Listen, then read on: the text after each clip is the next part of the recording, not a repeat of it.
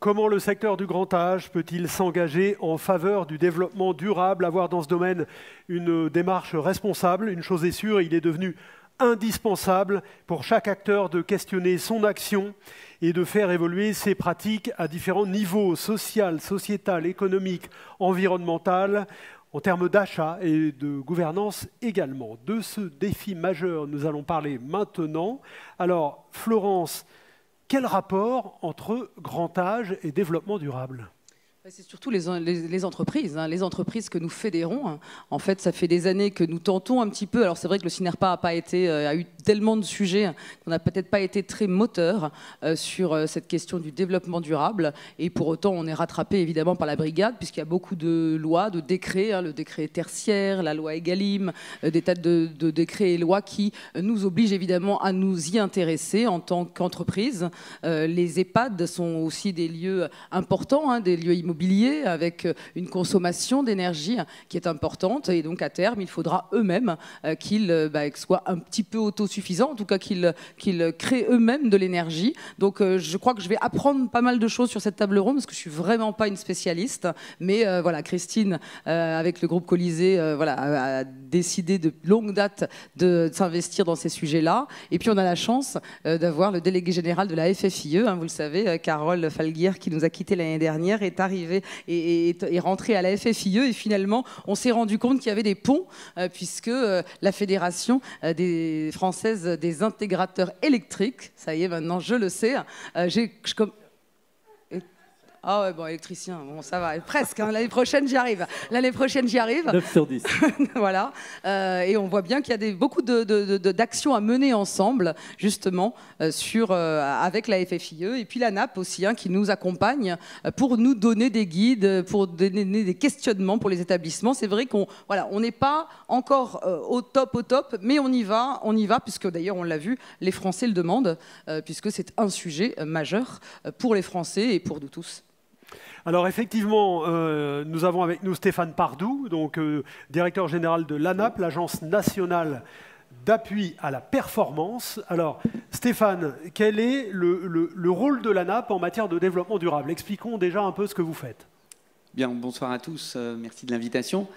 L'ANAP, je crois que le CINERPA connaît, au moins par un outil qui au début a suscité beaucoup d'agacement, en tout cas de questionnement, c'est le tableau de bord médico-social.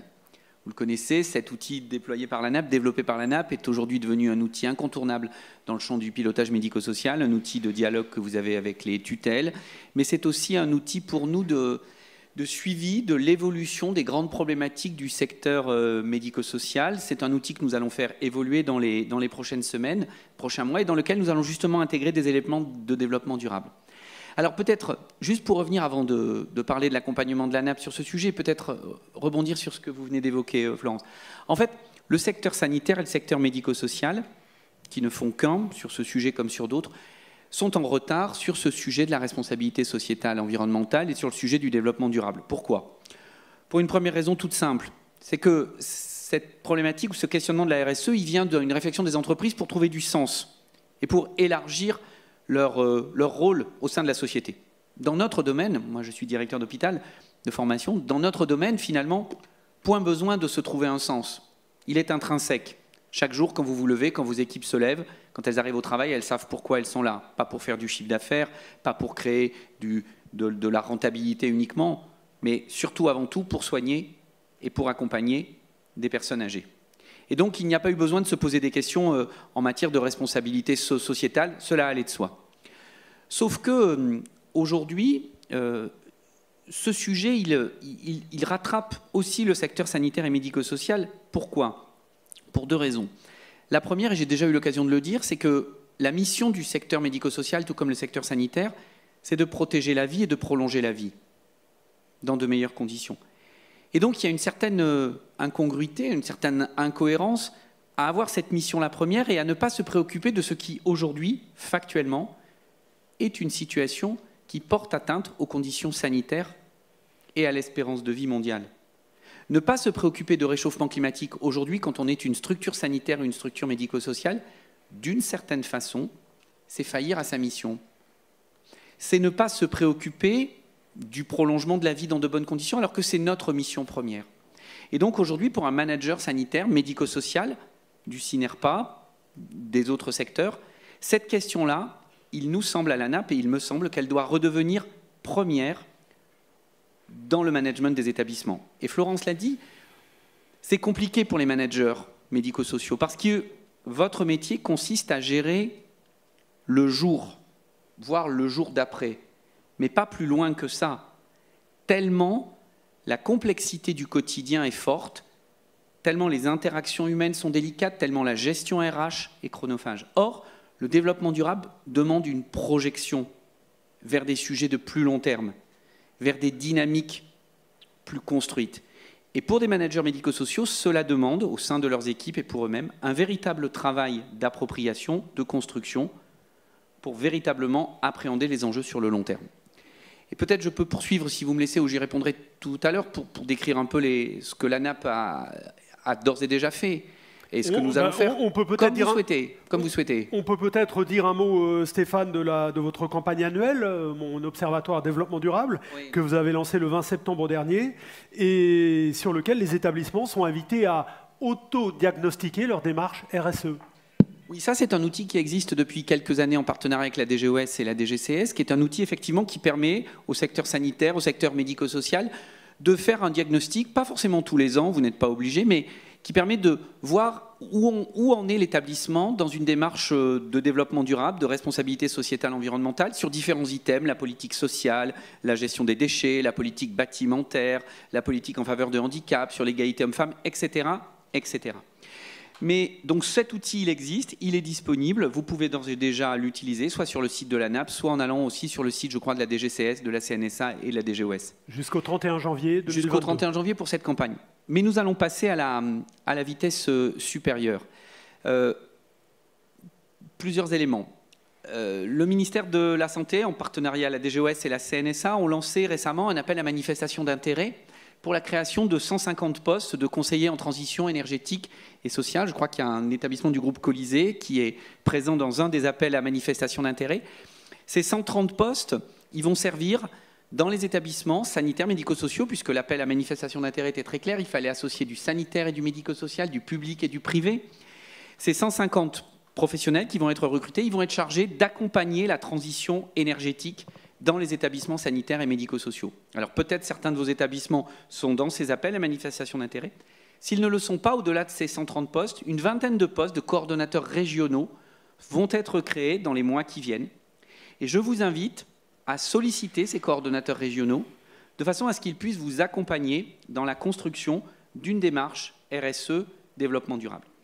Et deuxième élément, et après je m'arrêterai là, l'ANAP proposera, à compter du début d'année, un accompagnement méthodologique aux structures sanitaires et médico-sociales pour les aider à enclencher une démarche structurée, construite, de développement durable dans leurs établissements.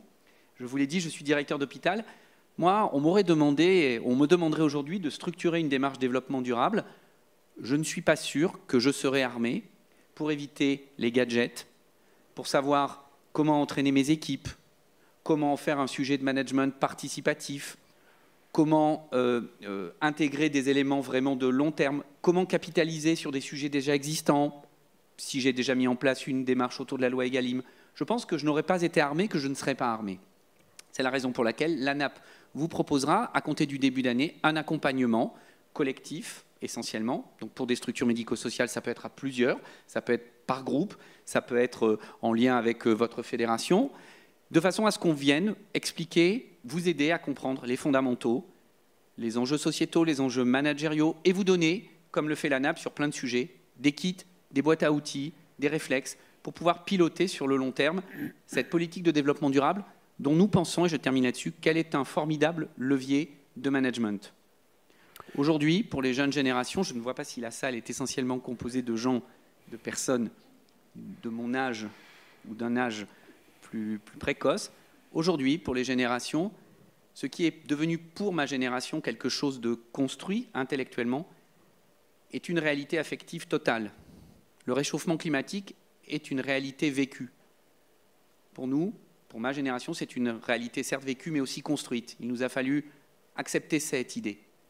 Et donc, dans le management des nouvelles générations, intégrer cette dimension peut être un formidable facteur de motivation collective. C'est la raison pour laquelle il nous semble important d'en faire un sujet de performance collective. Très bien, merci. Et au passage, bon anniversaire. Oui, merci. Oui, c'est son anniversaire. Ah oui, on fait tous les anniversaires, nous, hein, on n'en loupe aucun. Je suis très heureux de le passer avec vous, d'ailleurs. Bien.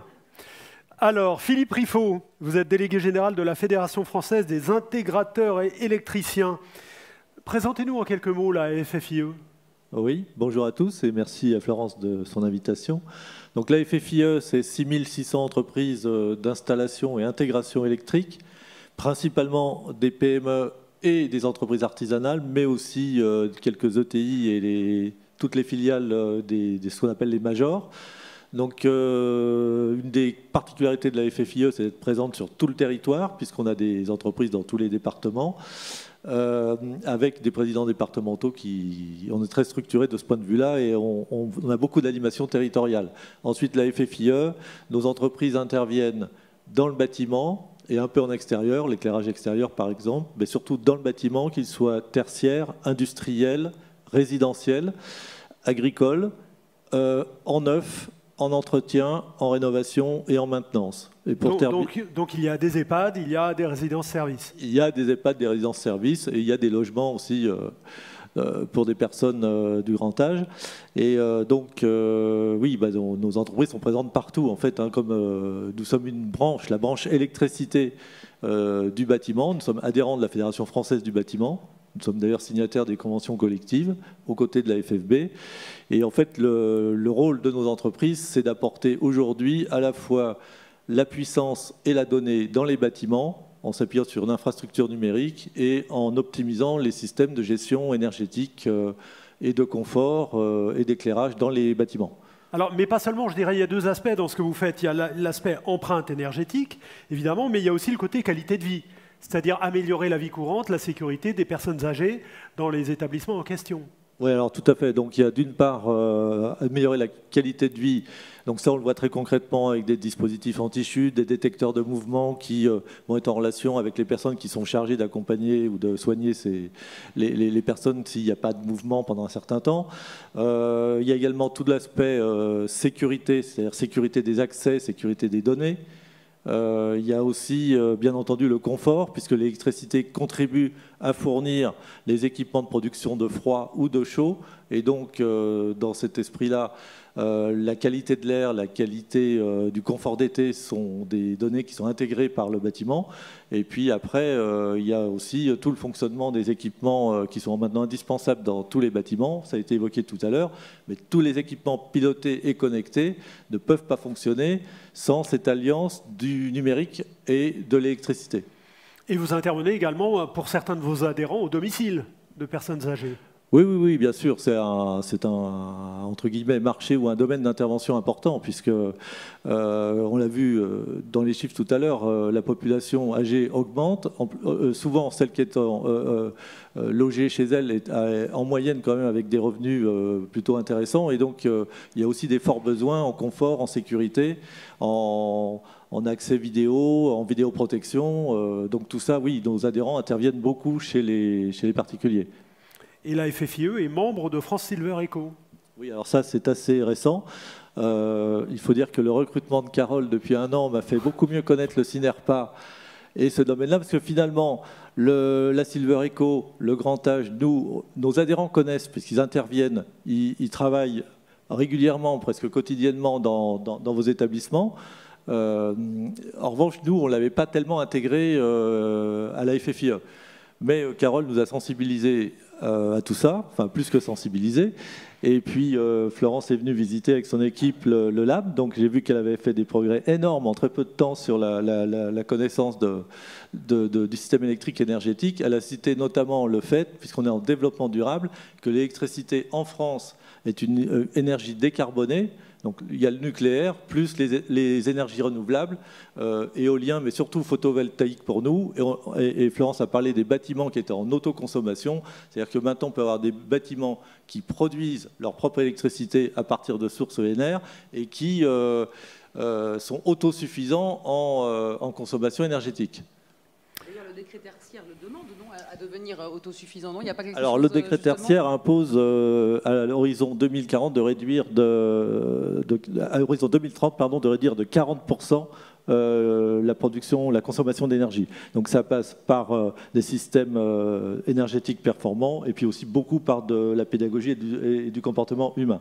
Et d'ailleurs, j'en profite du coup pour rebondir et rappeler que voici quelques semaines, l'ANAP a publié tout un document extrêmement précis, pratique, 15 minutes de lecture maximum pour tout comprendre sur le décret tertiaire, une fiche pratique à destination du directeur d'établissement ou de la directrice d'établissement pour comprendre les enjeux, et ensuite une série de fiches qui vont dans l'ordre et qui permettent d'expliquer par quoi il faut démarrer, le plan de comptage, le comptage des bâtiments, les engagements, les possibilités d'aide, les structures qui peuvent vous accompagner. Donc tout ça sur le site de l'ANAP, une démarche, un outil extrêmement pragmatique qui doit vous permettre de rentrer dans le développement tertiaire, dans le kit éco-tertiaire. Alors, on continue de parler d'empreinte énergétique avec Christine Jandel, présidente du groupe Colisée. Le développement durable, c'est aussi le rôle, la responsabilité sociale et sociétale des entreprises. C'est un sujet qui vous préoccupe, Christine, parce que le secteur du grand âge a une vraie empreinte carbone. Oui, c'est pas qu'il me préoccupe, c'est qu'il me motive. C'est un peu différent. Merci beaucoup d'être intervenu sur le fait que nos entreprises demain seront d'autant plus attractives qu'elles seront rentrées dans ces dimensions. Et Florence, si tu veux que les candidats aux élections parlent du grand âge, parle-leur de l'environnement et de la responsabilité sociale des entreprises. C'est une bonne manière d'inverser le débat. Et pour rebondir sur ce que disait Frédéric Dabi tout à l'heure, le travail qui sera fait sur l'environnement aujourd'hui par nos entreprises et toutes nos entreprises, pas seulement les entreprises du secteur sanitaire et médico-social, c'est la santé de la population mondiale demain. C'est-à-dire quand on voit que la santé est l'un des premiers enjeux, peut-être que l'environnement est le 5e ou le 6e enjeu dans ce qu'on a vu tout à l'heure, mais en fait, si on additionne les deux, on se rend compte que finalement, on est au top des préoccupations des Français aujourd'hui, certainement des Européens et d'autres continents. Alors, nous, c'est une responsabilité double pour nous. D'abord, ce que Colisée est une entreprise à mission et que dans la raison d'être de Colisée, un des piliers, c'est effectivement de prendre soin de sa planète.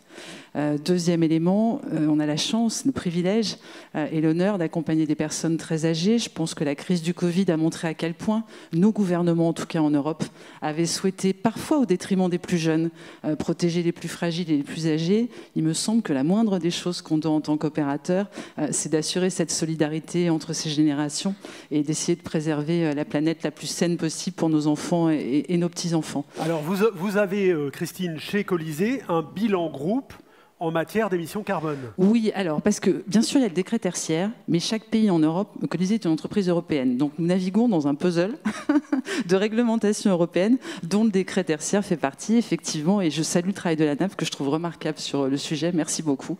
Et merci beaucoup de votre intervention qui me touche énormément et qui montre que tous ensemble, public, privé, quel que soit notre statut, nous pouvons contribuer. Donc effectivement, vous avez là sous les yeux un camembert, mais enfin un cercle en tout cas, qui va très vite montrer à Florence que le sujet, c'est pas uniquement l'énergie, et loin de là, et très très loin de là en fait, puisqu'en fait, quand vous faites un bilan carbone, vous avez 3 scopes. Alors désolé pour les anglicismes, mais bon, c'est le côté européen de l'entreprise. La seule langue qui nous permet de tous nous comprendre, c'est l'anglais quelque part, donc on s'y retrouve tous à un moment. C'est pour catégoriser les émissions de gaz à effet de serre. C'est pour catégoriser les émissions.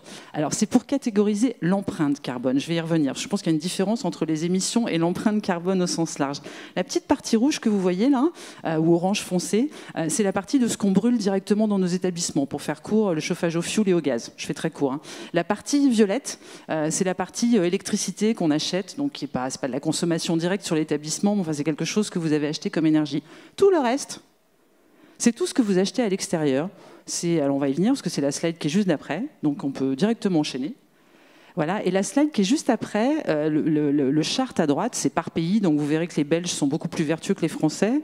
Les Français sont au niveau de l'Italie et l'Espagne est au milieu des deux. C'est le résultat pour notre groupe, je ne sais pas ce que ça donnerait si on le faisait, mais c'est assez cohérent avec les classements européens d'empreintes des différents pays. Ça, c'est tout le reste, c'est-à-dire tout ce que vous achetez à l'extérieur.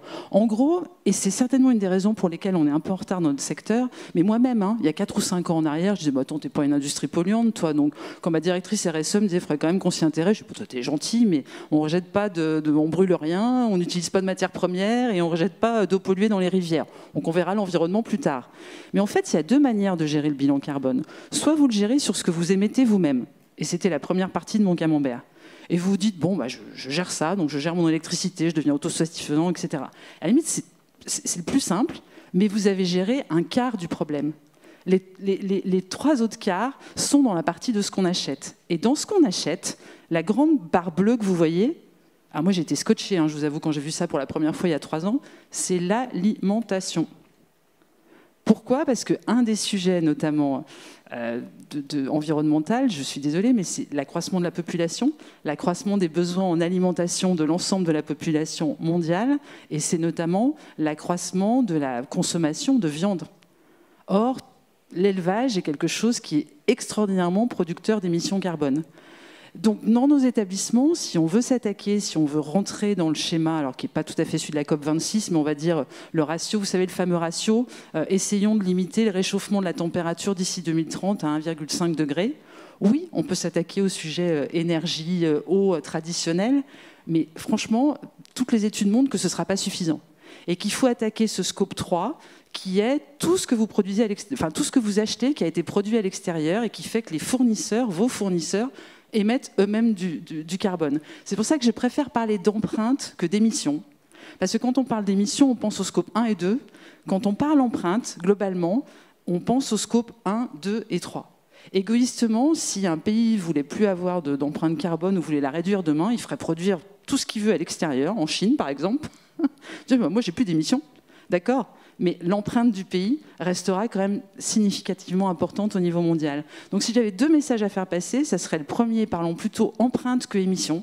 Je pense que c'est ça qui pourra motiver aussi des managers dans les métiers comme les nôtres à comprendre qu'on peut ne pas être une industrie polluante, mais on peut avoir une empreinte carbone très significative. Et le deuxième message, c'est que tous les bilans carbone dans nos secteurs devraient comprendre le scope 1, 2 et 3. D'ailleurs, sans rentrer dans des détails techniques, vous savez que les trajectoires SBTI vous obligent à rentrer dans le scope 3 quand vous voulez rentrer dans ce standard mondial qui est aujourd'hui reconnu de plus en plus. Voilà, Florent, je ne sais pas si je t'ai aidé à bien comprendre les choses. J'ai essayé d'être claire. On lui demandera. André. Mais on l'interroge après. Sache que chez nous, maintenant, ça va être... Alors, dernier message, le grand âge, c'est quand même 600 000 habitants dans nos maisons, plus les salariés indirectement. C'est la population de la ville de Lyon, quelque part. Hein. L'empreinte carbone du grand âge, en France, c'est la population de la ville de Lyon. Alors pourquoi je prends Lyon comme exemple ? C'est parce qu'une des actions chez Colisée, c'est de passer en repas végétarien. Tout le monde m'a dit, mais t'es complètement barjot, tu vas te prendre...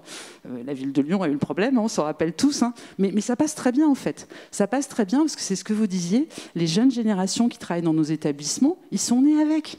Ils sont conscients de ces sujets-là.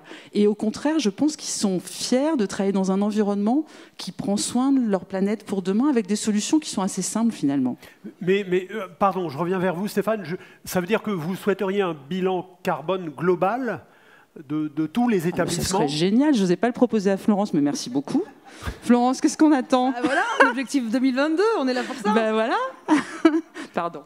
Stéphane, parler d'empreinte plus que d'émissions, vous êtes d'accord avec ça ou pas ? Surtout, je voudrais rebondir sur ce que... Oui, mais dites-moi si vous êtes d'accord. Oui, bien évidemment, mais en même temps, ce que vient d'être évoqué, c'est du coup la difficulté à mener ce type de démarche.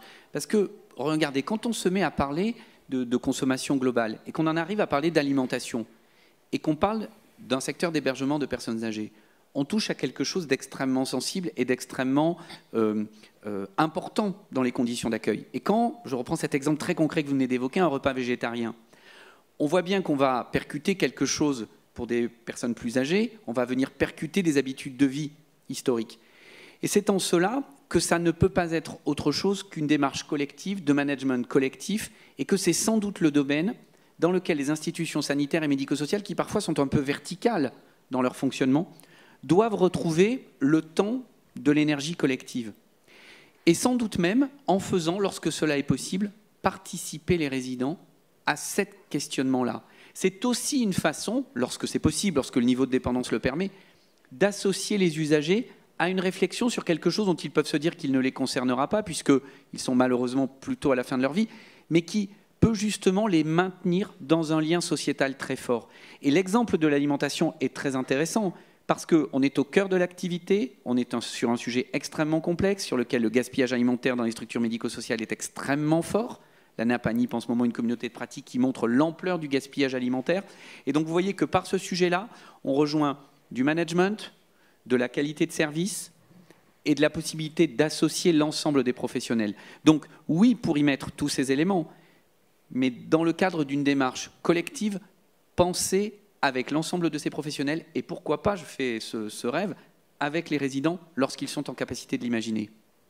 C'est pas un rêve, hein. Non, mais c'est pas un rêve. Comment voulons-nous attirer des jeunes dans nos établissements si on commence à leur expliquer que les résidents qu'ils vont accompagner n'ont plus la capacité à être citoyens quelque part et à interagir avec eux? Donc, si je peux me permettre, c'est pas un rêve. Florence, quel regard j'ai appris plein de choses. Tu as écouté attentivement. J'ai écouté attentivement parce que franchement, c'est un sujet effectivement, et je comprends mieux. C'est vrai que le secteur est porteur naturellement de sens, et peut-être que cette question, parce que c'est vrai que depuis 17 ans que je suis à la délégation générale, on a eu du mal. Et quand Christine dit il y a 4 ans, elle en riait presque. Bon, je sais que c'est pas tout à fait vrai parce qu'elle a été une des premières à se mettre sur le dossier, mais avec Jean Lamarguerite, on en riait carrément, presque, parce qu'on n'était pas motivés. On n'était pas motivés parce qu'on savait pas comment prendre le sujet. Donc aujourd'hui, effectivement, je rends hommage également à la NAP qui a remis ce sujet sur le devant de la scène, au-dessus de la pile pour les adhérents, et puis à des groupes qui sont moteurs et qui, en regardant ce qu'ils font, va pouvoir évangéliser tout le monde et aller vers plus de développement durable dans nos EHPAD. Alors c'est vrai que moi je pensais d'abord à un EHPAD autosuffisant, énergétiquement parlant, mais c'est vrai qu'il y a également toute l'empreinte carbone avec les achats, donc c'était important de voir. Et puis je reprends encore une dernière fois pour dire qu'en plus, par la sobriété écologique, on rencontre les préoccupations économiques. Et là, je fais une petite incidente sur le sanitaire, qui est plus marqué que le médico-social. Cette question, par exemple, de la pertinence des soins, elle a eu beaucoup de mal en France à être véritablement portée par les acteurs. Mais si vous reliez pertinence des soins et sobriété écologique, là, vous avez un autre levier possible. Et quand vous parlez sobriété des actes, mais ça peut être le cas aussi dans le médico-social, quand vous parlez sobriété des actes, mécaniquement, vous introduisez des objectifs, vous pouvez introduire des objectifs économiques de gain pour une structure. Donc pour un manager, je ne dis pas que c'est la première façon dont il faut présenter le sujet, mais pour un manager, vous avez aussi la possibilité d'intégrer ça dans votre raisonnement. Et vous voyez que si on s'y prend bien, et c'est pour ça que la NAP a souhaité accompagner et va accompagner encore plus ces établissements, on peut cumuler les 3 dimensions par une approche de développement durable, l'économique, l'engagement de tous et un grand projet d'avenir. La dernière réaction, ce sera pour M. Riffaut. Oui, merci. Donc, moi, je suis tout à fait d'accord avec ce qui a été dit. C'est complémentaire, de toute façon. Enfin, nous, on fait partie intégrante du bilan carbone nécessaire. Mais dans ce cas-là, je plaide aussi, puisque les établissements font appel à des entreprises de notre secteur, il faut prendre les entreprises de proximité. Pas la peine de prendre les entreprises de l'autre bout de la France, voire d'ailleurs, mais bien prendre les entreprises qui sont à côté, si possible équipées en mobilité électrique, pour participer au bilan carbone global de votre établissement ou de vos établissements. Très bien, merci à vous, merci Christine Jandel, merci Philippe Riffaut, merci Stéphane Pardou, je vous laisse regagner la salle.